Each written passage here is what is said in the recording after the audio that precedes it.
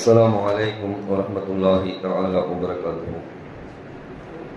الحمد لله رب العالمين، والصلاة والسلام على سيد المرسلين وعلى آله وأصحابه أجمعين. புகழும் புகழ்ச்சியும் நம்மை எல்லாம் படைத்து பரிபாலித்துக் கொண்டிருக்கக்கூடிய எல்லாம் அல்ல இறைவனுக்கு உரித்தாகட்டுமாக. அவனுடைய திருத்தூதர் நம் ஆர்வி தலைவர் அண்ணல் பெருமானா ஸல்லல்லாஹு அலைஹி வஸல்லம் அவர்கள் மீதும் அவர்களின் வழி நடந்த உத்தம சத்திய சஹாபாக்கள், தாபிஈன்கள், தபா தாபிஈன்கள், சுஹதாக்கள், சாலிஹீன்கள், குறிப்பாக 16ஆம் நாள் தராவியை முடித்துவிட்டு அல்லாஹ்வுடைய மக்ஃபிரத்தை பெறுவதற்காக வேண்டி இங்கே அமர்ந்திருக்கக்கூடிய நம் அத்தனை பேருடைய பாவங்களையும் அல்லாஹ் தஆலா மன்னித்தருள்வானாக. கண்ணியத்திற்கும் பெருமதிப்பிற்கும் உரிய அல்லாஹ்வின் நல்லடியார்களே, பெரியவர்களே, சகோதரர்களே, இன்றைக்கு ஓதப்பட்ட ஒரு வசனத்திலே கியாமத் நாளுடைய பெரிய அடையாளங்களில் இரண்டாவது அடையாளமாக இருக்கக்கூடிய தாபத்துல் அர்த், பூமியிலிருந்து வரக்கூடிய மிருகம் என்பதை குறித்து அல்லாஹ் தஆலா பேசுகிறான். வைதா வகஅல் கௌலு அலைஹிம் அக்ரஜ்னா லஹும் தாபத்தம் மினல் அர்த். கியாமத் நாளுடைய அந்த வார்த்தை நெருங்கிவிட்டது என்று சொன்னால், வேதனை உண்டு என்பது நிகழும் என்ற அந்த விஷயம் ஏற்பட்டு விட்டது என்று சொன்னால், நாம் பூமியிலிருந்து ஒரு மிருகத்தை வெளிப்படுத்துவோம். துகல்லிமுஹும், அது அவர்களிடத்திலே பேசும். அன்னன் நாச கானுபி ஆயாத்தினா லா யுகினூன், நிச்சயமாக மனிதர்கள் நம்முடைய அத்தாட்சிகளை நம்பிக்கை கொள்ளாமல் இருந்திருக்கிறார்கள் என்பதாக அது பேசும் என்பதாக அல்லாஹ் தஆலா இந்த இறைமறை வசனத்திலே சொல்லி காட்டுகிறார். இதை ஒட்டி பெரிய அடையாளங்கள் 10 அடையாளங்கள் என்று சொல்லப்படுவதால் இன்ஷா அல்லாஹ் அந்த 10 அடையாளங்களுடைய சுருக்கமான ஒரு விளக்கத்தை இன்றைக்கு நாம் இந்த தராவீஹ் பயானின் மூலமாக பார்ப்போம். அன்புமிக்கவர்களே, அருமை நாயகம் ஸல்லல்லாஹு அலைஹி வஸல்லம் அவர்கள் கியாமத் நாளுடைய சிறிய அடையாளங்கள் என்பதாக ஏராளமான அடையாளங்களை சொன்னார்கள். ஏறக்குறைய அந்த அடையாளங்கள் எல்லாம் இன்றைக்கு வந்துவிட்டது. நிறைய அடையாளங்களை நாம் இன்றைக்கு பார்த்து கொண்டிருக்கிறோம். சிறிய அடையாளங்கள், பெரிய அடையாளங்கள் வந்துவிட்டதா என்று சொன்னால், பெரிய அடையாளங்களிலே ஒரு அடையாளம் கூட இன்றும் இதுவரைக்கும் வரவில்லை என்பதுதான் உண்மை. ஏனென்று சொன்னால், பெருமானா ஸல்லல்லாஹு அலைஹி வஸல்லம் அவர்கள் பெரிய அடையாளங்கள் என்பதாக கியாமத் நாளுடைய அடையாளங்களிலே 10 அடையாளங்கள் சொல்கிறார்கள். அந்த 10 அடையாளங்களிலே முதல் அடையாளம் எது என்று சொன்னால், கிழக்கே உதிக்கக்கூடிய சூரியன் மேற்கே உதிக்கும். இதுதான் முதல் அடையாளம். இந்த அடையாளம் ஏற்பட்டு விட்டது என்று சொன்னால், மேற்கே சூரியன் உதிக்க ஆரம்பித்து விட்டது என்று சொன்னால், அடுத்தடுத்து அத்தனையும் நிகழ்ந்துவிடும் என்பதாக அருமை நாயகம் ஸல்லல்லாஹு அலைஹி வஸல்லம் சொன்னார்கள். ஆகிய அந்த 10 அடையாளங்கள்ல முதல் அடையாளமாக மேற்கே சூரியன் உதிக்க வேண்டும். இப்படி உதித்தால் அடுத்தடுத்த அடையாளங்கள் எல்லாம் வந்துவிடும். பெருமானா ஸல்லல்லாஹு அலைஹி வஸல்லம் அவர்கள் சொல்கிறார்கள், மேற்கே சூரியன் உதிப்பதை மனிதர்கள் பார்த்தார்கள் என்று சொன்னால், உடனடியாக அல்லாஹ்வை ஈமான் கொள்வதற்கு அத்தனை பேர்களும் தயாராகி விடுவார்கள். ஏன்னு சொன்னால், கிழக்கே இதுவரைக்கும் உதித்த இந்த சூரியன் இப்பொழுது மேற்கே உதிக்கிறது. அல்லாஹும் ரசூலும் சொன்ன இந்த வார்த்தை இன்றைக்கு உண்மையாக இருக்கிறது. ஆகையால் இன்றைய தினத்திலே நாம் கண்டிப்பாக ஈமான் கொள்ள வேண்டும் என்பதாக அத்தனை பேர்களும் ஈமான் கொள்வதற்கு முற்படுவார்கள். ஆனால் அவருடைய ஈமான் அவர்களுக்கு அது பயனளிக்காது என்பதாக அருமை நாயகம் ஸல்லல்லாஹு அலைஹி வஸல்லம் சொன்னார்கள். காரணம் என்ன? பொதுவாக அல்லாஹ் தஆலா நமக்கு ஒரு தனி மனிதனுக்கும் ஒட்டுமொத்த மனிதர்களுக்கும் ஒரு அவகாசத்தை அல்லாஹ் தஆலா கொடுத்திருக்கிறார். ஒரு தனி மனிதன் எதுவரைக்கும் ஈமானை அவன் ஏற்றுக்கொள்ளலாம் என்று சொன்னால், பெருமானா ஸல்லல்லாஹு அலைஹி வஸல்லம் சொன்னார்கள், அவனுடைய கடைசி நிமிடம் வர்றதுக்கு முன்னாடி, அவனுடைய சக்கராத் ஹால் மௌத்துடைய நேரம் வர்றதுக்கு முன்னாடி வரைக்கும் அவனுடைய தௌபாக்களை அல்லாஹ் தஆலா ஏற்றுக்கொள்வான். மௌத்தை கண்ணால் பார்த்துவிட்டு அந்த நேரத்தில் ஒரு மனிதன் ஈமானை ஏற்கிறேன் என்பதாக சொன்னான் என்று சொன்னால், அவனுடைய ஈமானை அல்லாஹ் தஆலா ஏற்க மாட்டான் என்பதாக அருமை நாயகம் ஸல்லல்லாஹு அலைஹி வஸல்லம் சொன்னார்கள். அந்த வகையிலே தான் ஃபிரௌனுடைய ஈமான் தட்டி கழிக்கப்பட்டது. ஏன்னா கடலிலே அவன் மூழ்கடிக்கப்படும் போது, நான் மூசாவுடைய ரப்பை ஏற்றுக்கொள்கிறேன் என்பதாக சொன்னான். ஆனால் ஜிப்ரீல் அலைஹிஸ்ஸலாம் அவர்கள் வேகமாக வந்து அவனுடைய வாயிலே மண்ணை போட்டு அவனை ஈமான் கொள்ளாதவாறு செய்தார்கள். காரணம் என்னவென்று சொன்னால், கடைசியில் ஏற்கக்கூடிய அந்த ஈமான் அது சரியில்லை. ஆகையால் தான் ரசூலுல்லாஹ் சொன்னாங்க, யா அல்லாஹ், எங்களுடைய கடைசி முடிவுகளை அழகானதாக ஆக்கி வைப்பாயாக, ஹுஸ்னுல் ஹாத்திமாவாக ஆக்கி வைப்பாயாக என்பதாக ஏன் பெருமானா ஸல்லல்லாஹு அலைஹி வஸல்லம் அடிக்கடி துஆ செய்ய சொன்னார்கள் சொன்னால், வாழ்வதெல்லாம் பெரிய ஒரு வாழ்க்கை அல்ல, இறுதி முடிவு இருக்கு பாத்தீங்களா, அது ஈமானோடு இருக்க வேண்டும். அதை பெருமானார் அதிகமாக கேட்டிருக்கிறார். அந்த வகையில் ஒரு தனி மனிதனுடைய ஈமான் அது வரைக்கும் தான் ஏற்றுக்கொள்ளப்படும். ஒட்டுமொத்த மனிதனுடைய ஈமான் இது வரைக்கும் ஏற்றுக்கொள்ளப்படும் என்று சொன்னால், இந்த சூரியன் கிழக்கே உதிக்கக்கூடிய சூரியன் மேற்கே உதிக்கும் வரைக்கும் ஒட்டுமொத்த மனிதனுடைய ஈமான் ஏற்றுக்கொள்ளப்படும். மேற்கே சூரியன் உதித்து விட்டது என்று சொன்னால் பெருமானார் சொல்கிறார்கள், அதோடு தௌபாவுடைய வாசல்கள் அடைக்கப்பட்டுவிடும். அதற்கு பிறகு யார் ஈமான் கொண்டாலும் அவருடைய ஈமானை அல்லாஹ் தஆலா ஏற்றுக்கொள்ள மாட்டார். அதனாலதான் இந்த அடையாளத்திற்கு அடுத்த அடையாளமாக அல்லாஹ் தஆலா கொண்டு வருவது இரண்டாவது அடையாளம். அதுதான் இன்னைக்கு ஓதப்பட்ட ஆயத். இன்னைக்கு ஓதப்பட்ட ஆயத்துல தாபத்துல் அர்ல் என்பதாக அல்லாஹ் சொல்கிறான் பாத்தீங்களா. பூமியிலிருந்து வரக்கூடிய ஒரு மிருகம். ரசூலுல்லாஹி ஸல்லல்லாஹு அலைஹி வஸல்லம் புரைலா என்று சொல்லப்படக்கூடிய ஒரு சஹாபியை மக்காவுக்கு பக்கத்தில் இருக்கக்கூடிய ஒரு இடத்துக்கு அழைச்சிட்டு போறாங்க. அந்த இடம் காஞ்சி இருக்கு, கொஞ்சம் மணல் மேடா இருக்கு. அந்த இடத்தை காமிச்சு இங்கிருந்து தான் அந்த மிருகம் உருவாகும் என்பதாக சொல்கிறார்கள். அந்த இடத்துல ஒரு தடி இருந்ததை நான் பார்த்தேன் என்பதாக உரைதாரதி எல்லாம் சொல்றாங்க. பிறகு பிற்காலத்திலே தன்னுடைய மகனுடன் ஹஜ்ஜுக்கு செல்லும் போதும் அந்த இடத்தை அவங்க பார்க்கிறாங்க. அந்த இடத்துல என்ன செய்ய சொன்னா அந்த தடி இருக்குது. இந்த இடத்துல இருந்தால் தாபத்துல் அர்ல் என்று சொல்லப்படக்கூடிய அந்த மிருகம் வெளியே வரும் என்பதாக சொல்கிறார். இதனுடைய வேலை என்ன? அந்த ரசூலுல்லாஹி ஸல்லல்லாஹு அலைஹி வஸல்லம் ஹதீஸ்ல சொல்றாங்க, இந்த தாபத்துல் அர்ல் என்று சொல்லப்படக்கூடிய இந்த மிருகம் மக்காவுக்கு பக்கத்தில் இருக்கக்கூடிய ஒரு இடத்திலிருந்து பூமியிலிருந்து வெளியாகும். இந்த சூரியன் மேற்கு உதித்து விட்ட பிறகு அடுத்து வரக்கூடிய ஒரு அடையாளம் இது. வந்த உடனே என்ன செய்யும் சொன்னா, யார் முஃமின் யார் காஃபிர் என்பதை அடையாளம் இடும். அதனால ரசூலுல்லாஹ் ஹதீஸ்ல சொல்றாங்க, அஹ்மதுல இந்த ஹதீஸ் பதிவு செய்யப்பட்டிருக்கிறது. அந்த மிருகத்தினுடைய கையில பாத்தீங்கன்னு சொன்னா மூசா அலைஹிஸ்ஸலாமுடைய தடி இருக்கும், அதுல சுலைமான் அலைஹிஸ்ஸலாமுடைய மோதிரம் இருக்கும். யாரெல்லாம் ஈமான் கொண்டவர்களாக இருக்கிறார்களோ அவருடைய நெற்றியிலே அந்த தடியை வைத்து இவர் முஃமின் என்பதாக எழுதும். யாரெல்லாம் இறை மறுப்பாளர்களாக இருக்கிறார்களோ அவருடைய நெற்றியிலே அதில் சுலைமான் அலைஹிஸ்ஸலாமுடைய மோதிரத்தை வைத்து இவர் காஃபிர் என்பதாக முத்திரையிடும் என்பதாக அருமை நாயகம் ஸல்லல்லாஹு அலைஹி வஸல்லம் சொன்னாங்க. அதனால தண்ணி பிடிக்கிற இடத்துல ஒட்டுமொத்தமா அப்படியே நிற்பாங்களாம். எல்லாரும் நிற்கும் போது அந்த அடையாளம் தான் எல்லாருக்கும் போடப்பட்டுரும். பார்த்தா இந்த சைடு காஃபிர், இந்த சைடு முஃமின். ஓ முஃமினே, ஓ காஃபிரே, நீ காஃபிரா நான் முஃமினா என்பதாக அத்தனை பேர்கள் பேசிக் கொள்வார்களாம் சொல்றாங்க. அதற்காக வேண்டிதான் இரண்டாவது அடையாளமாக இந்த தாபத்துல் அர்ல் என்று சொல்லப்படக்கூடிய இந்த மிருகத்தை அல்லாஹ் தஆலா வெளியாக்குவான். இது வெளியானவுடன் என்ன செய்யும் என்று சொன்னால், மேற்கே நோக்கி சப்தமிடும், கிழக்கே நோக்கி சப்தமிடும். மூன்றாவதாக ஷாம் தேசத்தை நோக்கி சப்தமிடும், யமன் தேசத்தை நோக்கி சப்தமிடும். ஒரு ரிவாயத்திலே வருகிறது, இந்த இந்தியாவை நோக்கியும் சப்தமிடும் என்பதாக வருகிறது. இப்படி எல்லா இடங்களை நோக்கியும் இது சப்தமிடும் என்பதாக அருமை நாயகம் ஸல்லல்லாஹு அலைஹி வஸல்லம் சொன்னாங்க. அப்ப இந்த மிருகம் வந்துவிட்ட பிறகு இது யார் முஃமின் யார் காஃபிர் என்பதை பிரித்துவிடும். ஏனென்று சொன்னால் அதற்கு அடுத்து ஒரு அடையாளம் வருகிறது, அவன் தான் தஜ்ஜால், மூன்றாவதாக வருவது. சில தஜ்ஜாலை குறித்து நான் பின்னால் கடைசியில் பேசுகிறேன், அது விரிவான ஒரு விளக்கம். மூன்றாவது இந்த தஜ்ஜால் என்ன செய்வான் என்று சொன்னால், இப்படி முஃமின் காஃபிர் என்பதாக பிரிக்கப்பட்டிருக்கு பாத்தீங்களா, காஃபிரெல்லாம் தன் பக்கமா வச்சுக்குவான். முஃமின்களை எல்லாம் என்ன செய்வான் சொன்னா தன் வலையில விழ செய்வதற்காக வேண்டி அவர்களுக்கு பலவிதமான வித்தைகளை காண்பிப்பான். அது சம்பந்தமாக பின்னால் வருகிறது. மூன்றாவது அடையாளம் தஜ்ஜாலை குறித்து. நான்காவது யாஜூஜ் மாஜூஜ் என்று சொல்லப்படக்கூடிய அந்த கூட்டத்தார்கள் வெளியாகுவார்கள். இவர்கள் எங்கே இருக்கிறார்கள் என்று சொன்னால் சூரியன் மறையாத இடம் என்பதாக குர்ஆன் பேசுகிறது. துல்கர்னைன் என்று சொல்லப்படக்கூடிய உலகத்தையே ஆண்ட ஒரு அரசர் என்ன செய்கிறார் என்று சொன்னால் உலகம் முழுக்க சுற்றுகிறார். சூரியன் மறையாத ஒரு இடத்திற்கு போகிறார். அங்கே இருக்கக்கூடிய மக்கள் நாகரிகத்தில் குறைந்த மக்களாக இருக்கிறார்கள். குர்ஆன் இப்படி அடுக்கடுக்காக சொல்கிறது. இந்த மக்கள் எல்லாம் துல்கர்னைன் அந்த அரசனை பார்த்து ஒரு விஷயத்தை அவர்கள் சொல்கிறார்கள். இங்கே சில குள்ள மனிதர்கள் எல்லாம் சில பெரிய மனிதர்கள் எல்லாம் இருக்கிறார்கள். யாஜூஜ் மாஜூஜ் என்பது ஆக சின்னதாகவும் இருப்பாங்க. எந்த அளவுக்கு சொன்னா காதல பூந்து அடுத்த காதல வந்துருவாங்களாம். ஆக சின்னதாகவும் இருப்பார்கள், பனைமர அளவும் இருப்பாங்க. இப்படி என்று ஹதீஸ்ல வருது. இந்த மாதிரியான இந்த மனிதர்கள் எங்களுக்கு தொந்தரவு கொடுத்து கொண்டிருக்கிறார்கள். இவர்களிருந்து எங்களை நீங்கள் பாதுகாப்பதற்கு ஒரு இரும்பு சுவர் எழுப்பப்பட வேண்டும் என்பதாக அவர்கள் கோரிக்கை வைக்கிறார்கள். அந்த வகையில துல்கர்னைன் அவர்கள் என்ன செய்யறாங்கன்னு சொன்னா எல்லாத்திலையும் இரும்பெல்லாம் வாங்கி அதை உருக்கி அவங்களுக்கு மத்தியில் என்ன செய்யறாங்கன்னு சொன்னா ஒரு பெரிய ஒரு திரையை ஏற்படுத்தி விடுகிறார்கள். தினமும் அந்த யாஜூஜ் மாஜூஜ் கூட்டத்தார்கள் அதிலிருந்து வெளியே வர்றதுக்காக வேண்டி என்ன செய்வாங்கன்னு சொன்னா தன்னுடைய நாக்காளர் நக்கிக்கிட்டே இருப்பாங்க. காலையில நக்கி சாயந்தரம் அவங்க வெளியே வர்றதுக்கு பார்ப்பாங்க, சூரியன் மறைஞ்சிடும். மாலையிலிருந்து காலை வரைக்கும் என்ன செய்வாங்க நக்கிட்டே இருப்பாங்க, வெளியே வர்றதுக்கு பார்ப்பாங்க, சூரியன் உதயம் ஆயிடும்.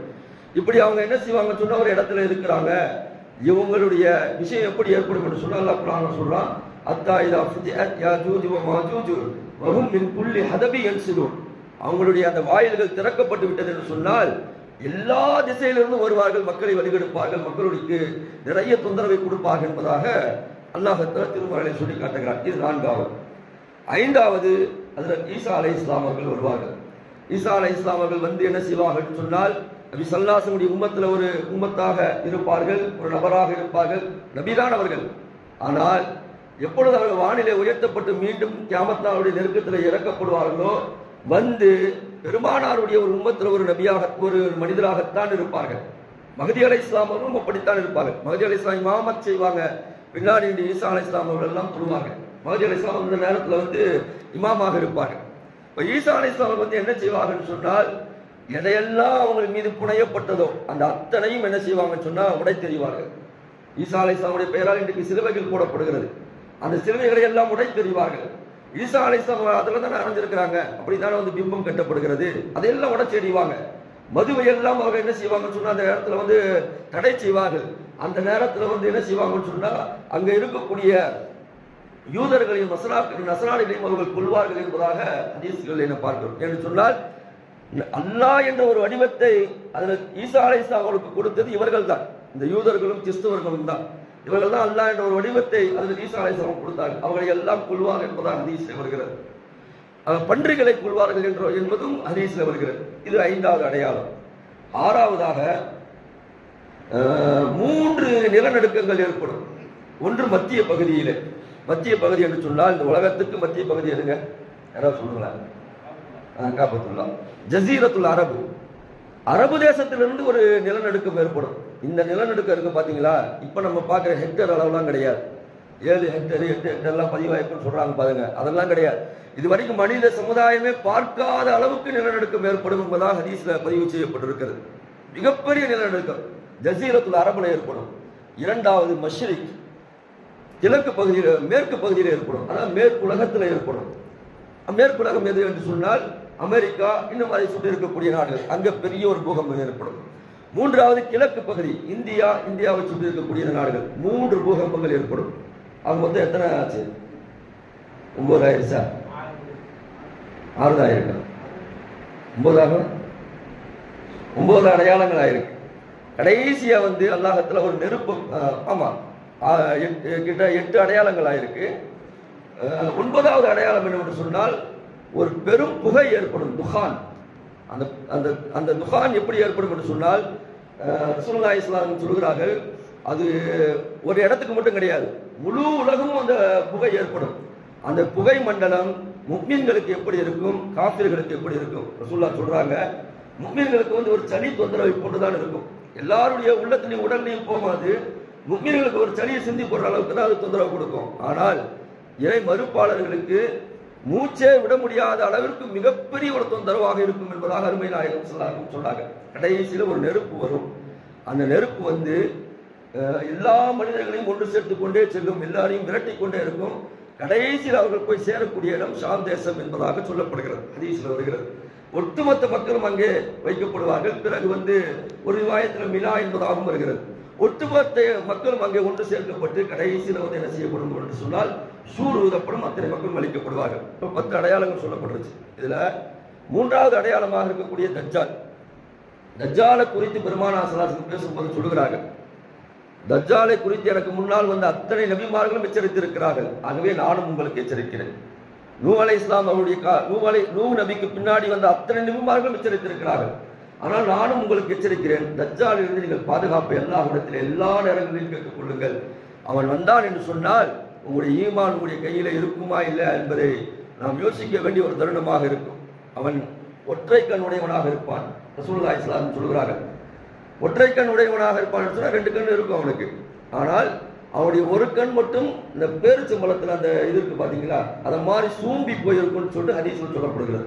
அது எந்த கண்ணு என்பதாக ஹதீஸில் நம்ம பார்க்கும்போது அது இடது கண் என்பதாக சொல்லப்படுகிறது. அப்போ ஒற்றை கண் உடையவர்கள் எல்லாருமே என்ன செஞ்சிட முடியுமா, இது மாதிரி தஜ்ஜாலா ஆகிட முடியுமா? கிடையாது. ஏன்னா சில நேரங்களில் நம்ம பார்த்தோம், கொஞ்சம் காலத்துக்கு முன்னாடி எங்கோ ஒரு இடத்துல வந்து தஜ்ஜால் பிறந்துட்டான்னு சொல்லிட்டு ஏதோ வீடியோ பரப்பி விட்டானுங்க. அவனுக்கு ஒரு ஒற்றை கண், அது ஒரு படம் ட்ரெய்லர் ஏதோ எடுத்திருக்கானுங்க போல, அதை எடுத்து என்ன செஞ்சுட்டானுங்க, போட்டு விட்டுட்டு தஜ்ஜால் வந்து பிறந்துட்டான், ஏதாவது ஒரு குழந்தை இப்படி வந்து ஒற்றை கண்ணோடு பிறந்தது என்று சொன்னால் அவனுக்கு வந்து என்ன செய்யப்படுகிறது என்று சொன்னால் இவன் தஜ்ஜால்னு சொல்றாங்க. அப்படி எல்லாம் கிடையாது, இனி பிறக்க போவதல்ல. சிலர் பின்னாடி சொல்கிறேன். தஜ்ஜால் ஏற்கனவே இருக்கிறார். ஸல்லல்லாஹு அலைஹி வஸல்லம் சொன்னார்கள், தஜ்ஜாலுக்கு ஒரு கண் நன்றாக இருக்கும், வலது கண் இடது கண் சூம்பி போயிருக்கும். என்ன ஒரு அடையாளம் என்று சொன்னால் அவனுடைய இரண்டு கண்களுக்கு மத்தியில இடையில காஃபிர் என்பதாக எழுதப்பட்டிருக்கும், இறை மறுப்பாளன் என்பதாக எழுதப்பட்டிருக்கும்.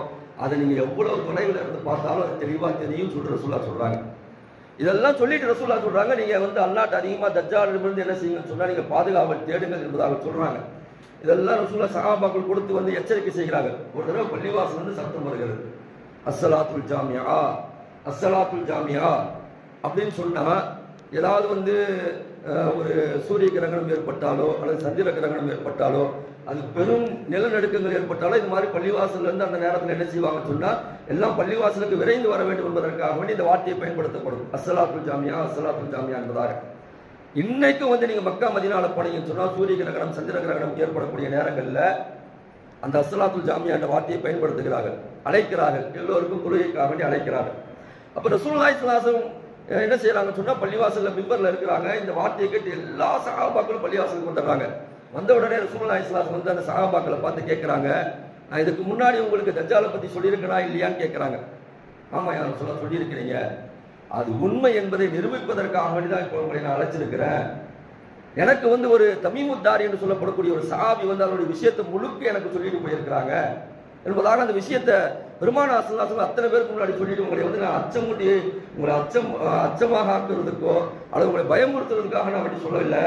நான் சொன்ன விஷயம் உண்மை என்பதை உங்களுக்கு உறுதிப்படுத்துவதற்காக வேண்டிய இந்த விஷயத்தை மீண்டும் உங்களுக்கு பதிவு செய்கிறேன் என்பதாக அந்த வரலாற்று நிகழ்வை ரசூலுல்லாஹி ஸல்லல்லாஹு அலைஹி வஸல்லம் சஹாபாக்கள் சொல்றாங்க. தமீமுத்தாரி ஒரு கிறிஸ்தவராக இருந்தால் பிறகு இஸ்லாத்தை ஏற்றுக்கொண்டார். அவரும் அவரோடு சேர்ந்து கிட்டத்தட்ட 30 பேருக்கு என்ன செய்யறாங்கன்னு சொன்னா ஒரு கடல்ல ஒரு கப்பல்ல பயணம் செய்யறாங்க. பயணம் செஞ்சு என்ன செய்யறாங்கன்னு சொன்னா ஒரு போயிட்டே இருக்கும்போது என்ன செய்யறாங்கன்னு சொன்னா ரசூலுல்லாஹ் சொல்றாங்க 30 நாளா அவங்களால என்ன செய்ய முடியல, கரையை கடக்க முடியல. கடல்ல வந்து அது அப்படியே அலக்கழிச்சு எங்கெங்கயோ போய் கடைசியில் என்ன செய்யறாங்கன்னு சொன்னா ஒரு தீபகற்பத்துல போய் அந்த கப்பல் என்ன செஞ்சதுன்னா போய் ஒதுங்கிடுது. அங்க நாங்க இறங்கணும், யாரும் சொல்லலாம், இறங்கி நாங்க உள்ள போனோம். அங்க பாத்தீங்கன்னு சொன்னா ஒரு பெரிய ஒரு மிருகம் இருந்துச்சு. அந்த மிருகத்தை பத்தி சொல்லும் போது தமீமுத்தாரி ரசூலுல்லாஹ் சொல்லியிருக்கிறாங்க, அதனுடைய சிறுநீர் பகுதி எது என்றும் எங்களுக்கு தெரியவில்லை, மலப்பகுதி எதுவும் என்று எங்களுக்கு தெரியவில்லை. அந்த அளவுக்கு அது முடியால் நிறைய முடி இருந்துச்சு அந்த மிருகத்துக்கு. அந்த மிருகம் வந்து உன் பேர் என்னன்னு கேட்டோம். அந்த மிருகம் சொல்லுச்சு, என்னுடைய பேர் ஜஸ்ஸாஸ். நான் தான் வந்து ஜஸ்ஸாஸ் என்பதாக சொல்லுச்சு.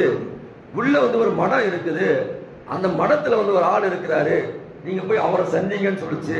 அப்ப நாங்க நினைச்சோம் இது ஏதோ சைத்தானா இருக்கும் போல, அதனால இதை போய் சந்திக்க சொல்லுது நாங்க நினைச்சுக்கிட்டே உள்ள போனோம்.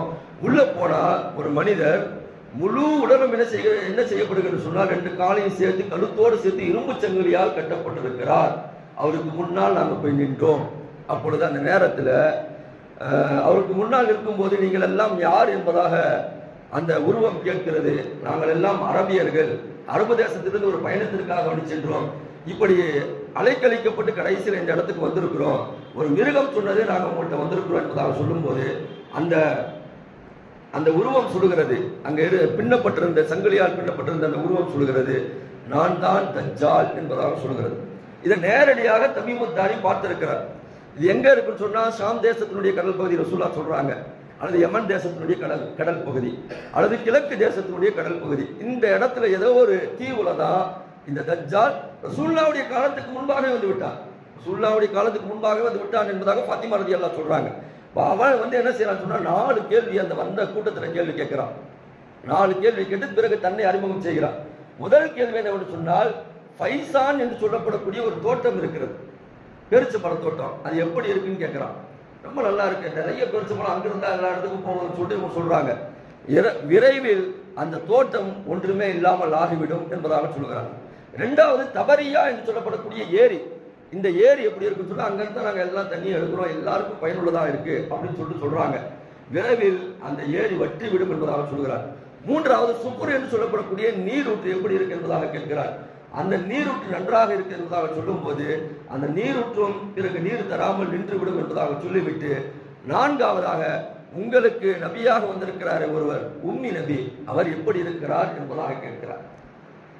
அவர் இப்பொழுது எப்படி இருக்கிறார், எங்கே இருக்கிறார் என்பதாக கேட்கும்போது போன கூட்டத்தார்கள் சொல்கிறார்கள். இதெல்லாம் ரசூலுல்லாஹ் சொல்லக்கூடிய செய்தி. இதெல்லாம் கிட்டத்தட்ட ஒரு 7-8 ஹதீஸ்ல பதிவு செய்யப்பட்டிருக்கிறார். புகாரி, முஸ்லிமில் நிறைய கிரந்தங்கள்ல பதிவு செய்யப்பட்டிருக்கக்கூடிய ஆதாரப்பூர்வமான சம்பவம் இது. ஏதோ கதை நம்ம நினைச்சிடக்கூடாது. இது ரசூலுல்லாஹ் டைரக்டா சஹாபாக்களுக்கு சொல்றாங்க. அப்ப இந்த இடத்துல பாத்தீங்கன்னு சொன்னா ரசூலுல்லாஹை பத்தி அவங்க கேட்கும்போது அவங்க சொல்றாங்க, அவங்க மக்கால இருந்து இப்ப மதீனாவுக்கு போயிட்டாங்க, மதீனால இருக்கிறாங்க. அப்ப அவங்க உடனே கேட்கிறான், அரபியர்கள்ட்ட அவர் போர் செஞ்சாரா என்பதாக கேட்கிறார். அரபியர்கள்ட்ட போர் செஞ்சாரு, அவர் வெற்றி பெற்று விட்டார். அரபியர்கள்ல பல பேர்களை வெற்றி கொண்டு அவர்களை மட்டுமல்ல சுத்தி இருக்கக்கூடிய நாடுகளை எல்லாம் அவர் வெற்றி கொண்டு கொண்டிருக்கிறார் என்பதாக சொல்லும் போது, நீங்கள் அவரை பின்பற்றுவதுதான் சிறந்தது என்பதாக சொல்லிவிட்டு அடுத்து தன்னுடைய அறிமுகத்தை செய்கிறார். நான் தஜ்ஜால், நான் உங்களிடத்திலே பேசுகிறேன். நான் மிக விரைவிலே இந்த இடத்திலிருந்து வெளியாக்கப்படலாம். அது எவ்வளவு நாளும் சொல்ல முடியாது. மிக விரைவில் நான் இங்கிருந்து வெளியாகலாம். வெளியாகி வந்து 40 நாட்கள் இந்த உலகத்திலே நான் இருப்பேன். ரசூலுல்லாஹ் இதைதான் சொல்லியிருக்கிறாங்க. தஜ்ஜால் வந்தான்னு சொன்னா 40 நாட்கள் இருப்பான். ஆனா அந்த 40 நாள் எப்படி இருக்குன்றதான் நம்ம சிந்திக்கிறோம். ரசூலுல்லாஹ் சொல்றாங்க, அந்த 40 நாட்கள் எப்படி இருக்குன்னு சொன்னா, முதல் நாள் வந்து ஒரு வருடத்தை போன்று இருக்குமா, 2வது நாள் ஒரு மாசத்தை போன்று இருக்கும், 3வது நாள் ஒரு வாரத்தை போன்று இருக்கும். அடுத்து வரக்கூடிய அத்தனை நாட்கள் என்ன செய்யும் சொன்னா, நார்மலா இருக்கக்கூடிய டேட்டை போன்று, நார்மலா இருக்கக்கூடிய நாளை போன்று 40 நாள் என்ன செய்யும் சொன்னா அவன் இந்த உலகத்துல 40 நாள் தான் வாழ்வான். ஈசல் எத்தனை வருஷம் வாழுது? அது கூட வாழ மாட்டான் போலியே. ஈசல் வந்து காலையில பிறந்து நைட் இறந்துருதா? இவன் 40 நாள் என்ன செய்யறான்னு சொன்னா வாழ்றான் இந்த உலகத்துல. ஆனா அவன் செய்யக்கூடிய அந்த அழிச்சாட்டியம் இருக்கிறது. அருமை நாயகம் ஸல்லல்லாஹு அலைஹி சொல்லுகிறார்கள், அவன் வெளியே வந்துட்டான்னு சொன்னா அவன்கிட்ட வந்து எல்லாரையும் ஈமான் கொண்டிருக்கக்கூடிய காஃபிர்கள் அப்படின்னு சொல்லிட்டு இருக்கும். ஈமான் கொண்டு இருக்கக்கூடியவங்க தான் அவன் டார்கெட் பண்ணுவான். பெரிய ஒரு ரொட்டி துண்டெல்லாம், பெரிய மலை அளவு ரொட்டி துண்டை வச்சிருப்பானா, யாருக்காவது வேண்டாம் வந்து வாங்கிக்கிங்க அப்படின்னு சொல்லிட்டு ஈமான் உள்ளவர்களை அழைப்பானா. நீங்க வந்து வாங்கிக்கங்க, உங்களுக்கு தரேன்னு சொல்லிட்டு. அந்த நேரத்தில் நீங்க அவங்ககிட்ட வாங்காதீங்க. அவன்கிட்ட 2 ஏரி இருக்கும். ரசூலுல்லாஹ் சொல்றாங்க 2 ஏரி இருக்குன்னு ஒரு ஹதீஸ்ல வருது.